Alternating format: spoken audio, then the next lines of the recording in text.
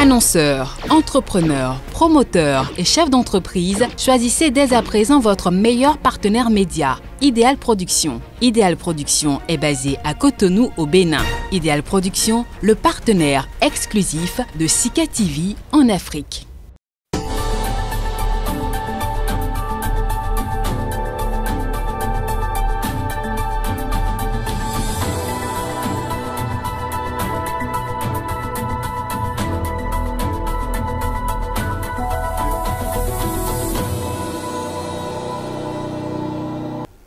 C'est l'heure du journal de l'économie. Soyez les bienvenus sur Sika TV. Déjà leader en Afrique avec 850 000 tonnes de caoutchouc naturel, soit 80% du latex du continent produit en 2020, la Côte d'Ivoire pointe désormais au 4e rang mondial.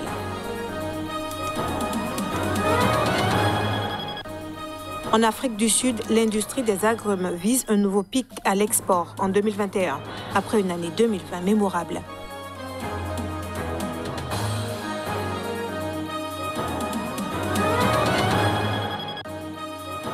Et puis nous nous intéresserons à la filière dattes. En Tunisie, cette filière devient l'un des piliers du secteur agricole.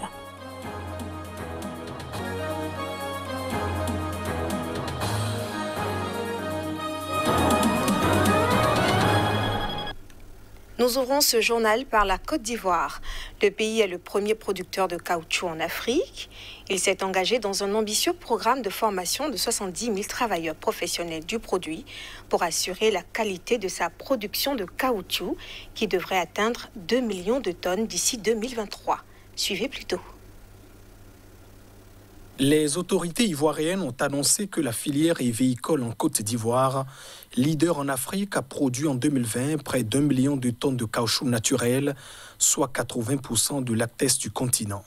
De 170 000 tonnes en 2015, la production ivoirienne d'EVA n'a cessé de croître, passant de 602 000 tonnes en 2018, 783 000 en 2019 à 950 000 tonnes en 2020, pour pointer à la 4e position mondiale contre 7e auparavant, selon les chiffres de l'APROMAC qui chapeaute la filière. L'ambition du pays est de faire en sorte que toute la plus-value de cette hausse de la production se fasse en Côte d'Ivoire pour mettre sur le marché international un produit de qualité. La PROMAC vise la transformation industrielle du caoutchouc à travers la fabrication des gants chirurgicaux et de préservatifs pour satisfaire les demandes nationales et régionales. En 2020, la crise sanitaire a détourné la production ivoirienne vers l'Asie, alors que 80% du lactès utilisé dans l'industrie automobile avait pour déboucher l'Europe et l'Amérique. La leçon que le pays tire, ne plus être dépendant de l'extérieur et pouvoir assurer la consommation à ses concitoyens localement. La Côte d'Ivoire promet alors de travailler à la labellisation du caoutchouc ivoirien qui serait l'un des meilleurs du monde. L'EVA occupe une place importante au sein du secteur agricole ivoirien car il contribue largement aux recettes de l'exportation. Quelques 160 000 producteurs ivoiriens détiennent 600 000 hectares de terres de culture de l'EVA. La production ivoirienne arrive derrière les mastodontes asiatiques, thaïlandaises, indonésiennes et vietnamiennes. Pas loin de la Côte d'Ivoire, au Ghana, la consommation de volaille est en plein essor et ce sont les importations qui profitent face à la faiblesse de l'offre locale. Pour faire face à cette situation, l'industrie continue de mettre la pression sur l'exécutif pour un soutien. Précision. Au Ghana, l'association de la volaille a appelé récemment le gouvernement à accélérer la mise en œuvre d'une véritable feuille de route pour soutenir la filière. Pour le groupement, il s'agit avant tout d'une question de survie.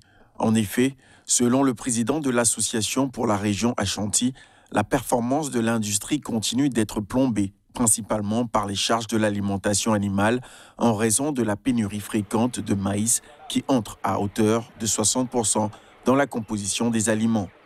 Cette situation contribue à une flambée des coûts de production et effrite les marges des industriels déjà confrontés à la concurrence des importations.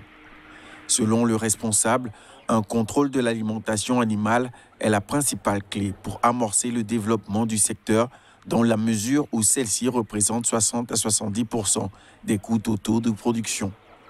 Pour lui, le gouvernement devrait lancer au plus tôt des consultations avec toutes les parties prenantes de l'industrie avant l'élaboration de politiques afin de prendre en compte les réalités de la filière.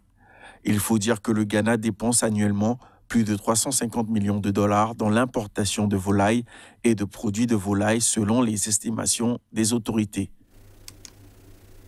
En Afrique du Sud, l'année 2020 a été mémorable pour la filière agrumes. Avec un stock record écoulé sur le marché mondial, ce segment a confirmé sa montée en puissance dans le secteur agricole. Et pour cette année, la tendance ne semble pas à l'essoufflement.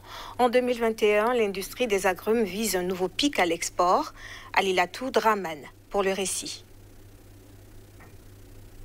En Afrique du Sud, le secteur des agrumes compte réaliser un nouvel exploit sur le marché d'exportation en 2021. Selon les prévisions de l'Association des producteurs d'agrumes, un volume de 158,7 millions de cartons devrait être expédié au terme de la dite campagne, soit une amélioration de 8% par rapport à 2020. Un tel stock, s'il était réalisé, marquerait un nouveau record, ainsi que la troisième année consécutive de hausse des exportations du pays.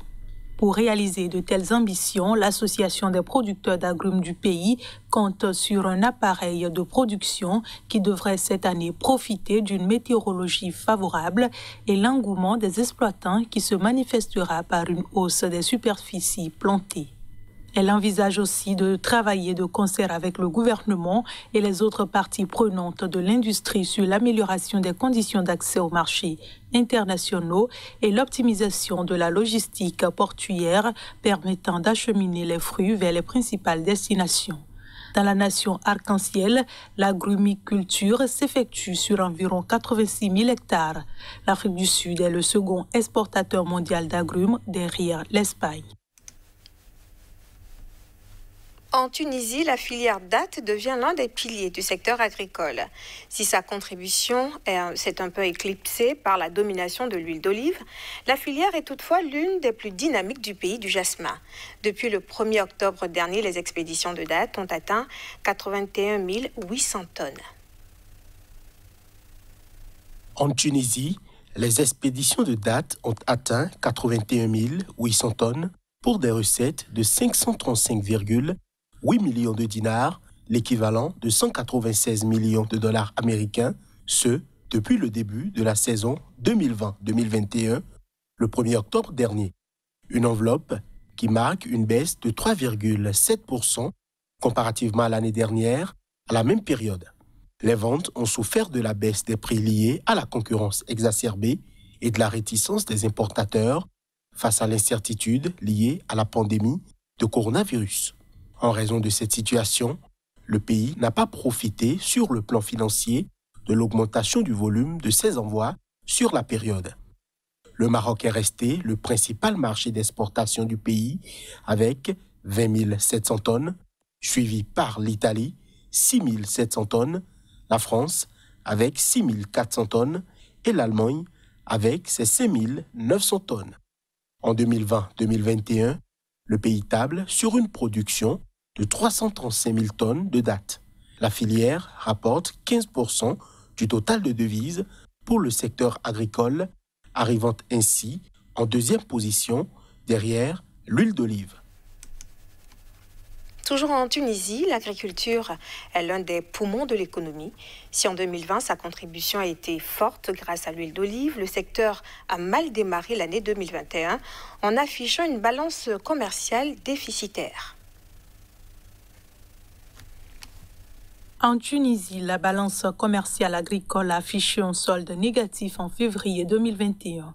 D'après les données de l'Observatoire national de l'agriculture, un déficit de 180,6 millions de dinars, plus de 60 millions de dollars, a été enregistré contre un surplus de 24,4 millions de dinars un an plus tôt à la même période.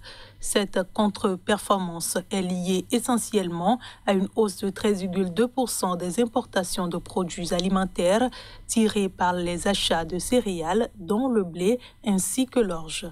Si de belles progressions à l'export sont à signaler pour les agrumes et la tomate, cela n'a pas été suffisant pour empêcher un plongeon de 8% des exportations globales en raison des résultats peu reluisants du côté de l'huile d'olive.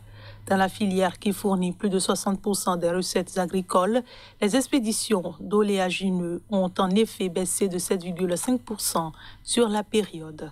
Cette mauvaise performance de l'huile d'olive intervient après une campagne 2019-2020 mémorable marquée par un record de 365 000 tonnes à l'export pour des recettes de 2,2 milliards de dinars. Pour rappel, le secteur agricole fournit environ 10% du PIB de la Tunisie. Les autorités libanaises ont annoncé le soir du 23 mars une nouvelle augmentation du prix du sac de pain, la troisième augmentation depuis juin. Le gouvernement justifie cette hausse par la dépréciation de la monnaie dans un contexte d'effondrement économique du Liban. Le tarif du pain au kilo a plus que doublé depuis mai 2020 au Liban. Selon les nouveaux prix annoncés par le ministère de l'Économie, un sac de pain de 960 grammes coûtera désormais 3 000 livres libanaises contre 2 500 livres auparavant. Le ministère a justifié cette hausse par le fait qu'un nouveau gouvernement n'a toujours pas été formé, ce qui a mené une forte chute de la livre libanaise face au dollar, provoquant une augmentation des prix des matières premières. Il faut souligner que tous les indicateurs sont dans le rouge au Liban. Au marché noir, la monnaie a frôlé la semaine dernière les 15 000 livres pour $1 avant de repasser aux alentours de 11 000 livres. Le taux officiel est toujours de 1 507 livres pour $1. L'érosion du pouvoir d'achat et la précarisation provoquent la colère de la population avec des manifestations et des blocages de routes sporadiques. La détérioration des conditions économiques a été, à l'automne 2019, l'un des éléments déclencheurs d'un soulèvement populaire inédit, dénonçant une classe politique inchangée depuis des décennies et accusée de corruption et d'incompétence. L'inflation annuelle a atteint 145,8% fin 2020, selon des statistiques officielles. Début mars, le prix de la viande avait augmenté de 110% sur un an et celui du poulet de 65% selon la Banque mondiale. Ce sera tout pour ce journal. Merci pour votre attention et bonne suite de programme sur Sika TV.